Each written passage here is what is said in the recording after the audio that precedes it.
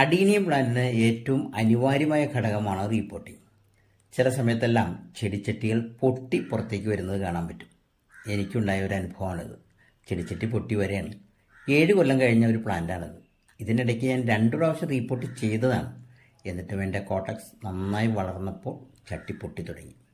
മറ്റൊരു ചട്ടിയിലേക്ക് മാറ്റുകയാണ്. ഇതിൻ്റെ ഭംഗി, ആ കോട്ടക്സിൻ്റെ ഭംഗിയാണ് ഏറ്റവും കൂടുതൽ ആകർഷകമായ ഒരു ഭാഗം. അത് കണ്ടാലാണ് നമുക്ക് ഏറ്റവും കൂടുതൽ തൃപ്തി വരിക. പൂക്കളേക്കാൾ കൂടുതൽ എനിക്കിഷ്ടവും അത് തന്നെയാണ്. ഈ ഭാഗമെല്ലാം കഴുകി വൃത്തിയാക്കി പുറത്തുള്ള ആ വേരുകളൊക്കെ കട്ട് ചെയ്ത് കളഞ്ഞതിന് ശേഷം സാഫ് ഒന്ന് കൊടുത്തു. ഫംഗിസൈഡാണത്. അതിനുശേഷം വേറൊരു ചട്ടിയിലേക്ക് മാറ്റുകയാണ്. അത്യാവശ്യം നല്ല ഡ്രൈനേജുള്ള ഒരു ചട്ടി എടുത്തു.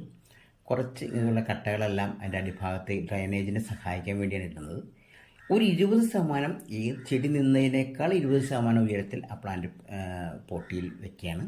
അതിനുശേഷം അതിൻ്റെ മുകൾ ഭാഗത്തുള്ള വലിയ കമ്പുകളെല്ലാം, ശിഖരങ്ങളായിട്ട് വന്നിരിക്കുന്ന വേരുകളൊക്കെ ഉണ്ട്, അതൊന്ന് വെട്ടിക്കളഞ്ഞതിന് ശേഷം സാഫ് പുരട്ടും. അതിനുശേഷം ഈ ബ്രാഞ്ചുകളെല്ലാം പ്രൂൺ ചെയ്യാനുണ്ടെങ്കിൽ ഒന്ന് പ്രൂൺ ചെയ്ത് നിർത്തും. പിന്നെ വൈകണ്ട, ഇതൊന്ന് അല്പം ഷെയ്ഡിലേക്ക് വെച്ച് ഒരാഴ്ചയ്ക്ക് ശേഷം വെയിൽ കൊണ്ടു കഴിഞ്ഞാൽ, നല്ല വെയിലത്തൊക്കെ നിന്ന് ഇത്തിരി വളമൊക്കെ ഇട്ട് കൊടുത്തു കഴിഞ്ഞാൽ നല്ല സുന്ദരമായ പൂച്ചെടിയായി മാറും.